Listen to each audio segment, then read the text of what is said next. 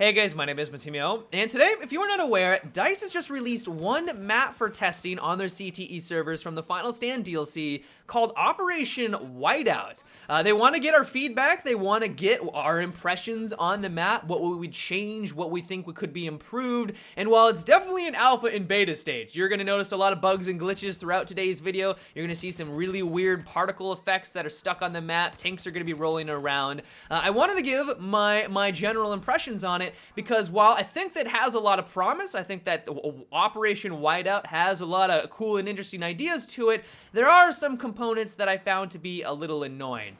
And so the first thing that you're going to notice is that this is a big map. It's by no means the biggest map in Battlefield history, it's not going all the way to the Armored Kill DLC, but it does have that sense to it. Like, you're going to be out in the open a lot, you're going to be having to push from objective to objective, and there's going to be a lot of downtime where you're just simply running out in the open trying to find action. On the other hand, though, if you are working with a cohesive squad and you push up on an objective where there's just a million enemies, it makes for some just incredible gameplay. Like, you'll be at the base of a hill, there'll be an armada of enemies above the hill on the objective, and you'll slowly work your way up to that objective, taking every one of them off, and because you're working with your team, you're getting those revives, you're getting those nice spawns off, it makes for some really exciting gameplay. The downside of it, though, is that it just doesn't seem to happen as often as I would like. Like, sure, there were some times when I would push up onto an objective and there would be a lot of enemies that I could choose from. We would have these epic firefights, I would slowly pick each and every single one of them off, slowly pushing up onto the objective,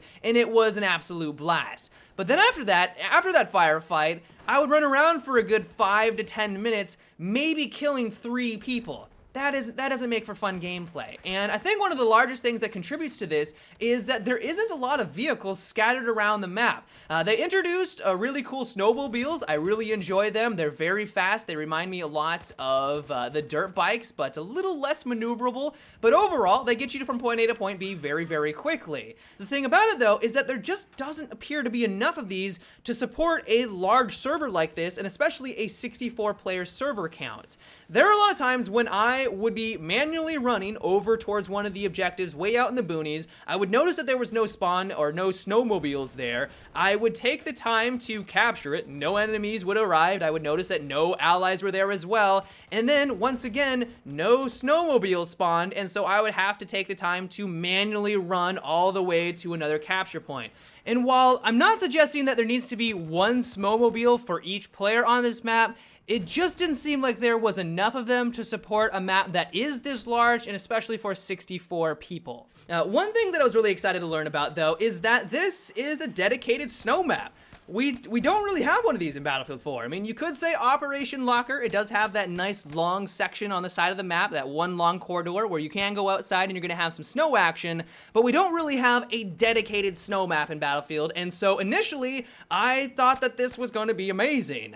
Once I started playing, though, I began to realize that the novelty was wearing off and I was just getting frustrated with the mechanics. So whenever you point your red dot sight at anything white in Battlefield, you'll notice that it starts to disappear on you. It becomes much more difficult to figure out exactly where that reticle is aiming, and there were a lot of moments when I was playing on Operation Whiteout, because snow is, of course, white, you just don't know what you're shooting at or where you're exactly aiming, and so you might be thinking that you should be getting hit markers, you might be thinking that you're lining it up perfectly, but your red dot sight is slightly off to the left, you can't really see it because of the snow, and there's a snowstorm that blows on in, which makes it even more difficult to aim, and it leads to a little bit of frustration. Maybe I just need to spend a little bit more time in-game, maybe you just need to spend a couple more hours to get acclimated to it. Man, you know, I've been playing a lot of other video games right now, so maybe that's my problem, but playing at least for the first couple of hours, while initially I thought it was great, I had a lot of fun, I thought the atmosphere was fantastic, you know, we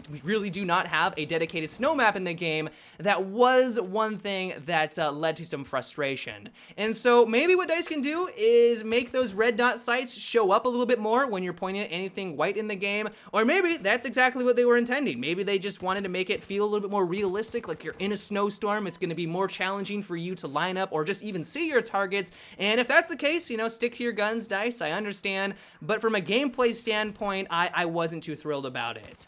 They've also introduced a couple of new cool battle pickups and stationary turrets. The stationary turret that you're seeing right now is called the SC-42. And the first thing I stepped into this, I was blown away by how powerful it is. You will notice that it is essentially a one-shot kill at pretty much any distance at an infantry unit. As long as you line it up, as long as you're getting a nice body shot on them, it's like a big old canister shell and you just murder people from across the map. Like, I die constantly to this thing from a distance. And while I'm really excited that they are now making the stationary turrets more powerful, because I think that, you know, I think that they should be powerful. You're vulnerable when you're using them, you're stationary. If people realize that you're in it, they know exactly where you are and a sniper can immediately take you out.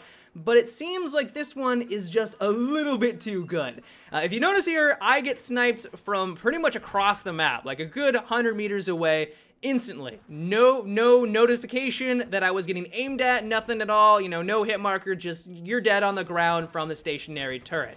So I think it needs a little bit of adjustment, maybe make it so that those long range kills require maybe 2 shots to take someone out, maybe 3 shots. Up close, it's fine. You know, if you're on an objective, they're around an objective, they're 50 meters away, sure, 1-shot kill, I'm okay with that. But it just seems a little bit too good at sniping people from a distance. Another thing that I thought was just a little bit too powerful was the new railgun battle pickup. This thing hits really hard. It has a very long reload time. That's one way that they're balancing it out. And I think it's a one-shot on infantry pretty much at all distances. It gets there very quickly. You don't have to lead it very much. But it also will one-shot helicopters. The first time it happened to me, I just flew my hands up in the air. I was like, really, Dice? There's another thing that can instantly kill a helicopter in this game? Like, you have to be killing me. And so while I have no problem with the railgun taking or doing damage against enemy tanks, it's that powerful. It will do damage to tanks. I have no problem with it taking out light vehicles very quickly. But does it really need to take out a helicopter instantly? Does there really need to be one extra thing that can immediately take those things out of the sky without any warning? Like, it doesn't even warn the pilot that it's on the way. Just like, yep, it fired, they shot you from across the map, and you're a nice little fireball. And so while I don't think the damage needs to be adjusted on any other vehicle or for infantry by any means, I would like to see it maybe reduce its damage on helicopters. That's just my 2 cents on the matter, though. But overall, while I did have fun on this map, there were some enjoyable highlights, it was just a little bit too slow of gameplay for me. I think they can remedy that by adding in a couple more transport vehicles, such as just a few more of the Snowmobiles. I think that would be a step in the right direction. But just in general, this map is geared towards more large-scale warfare. If you enjoy that, if you want to use DMRs or sniper rifles, or you want to use stuff like the SAR-21 assault rifle, this is going to be a fantastic map for you. But yeah, guys, that is about it for today's video. I hope you enjoyed. Let me know what you think about Operation Whiteout. Have you had a chance to play on it? Do you agree with my assessment? Do you disagree? Let me know down below. But until tomorrow, guys, have a good one and take it easy.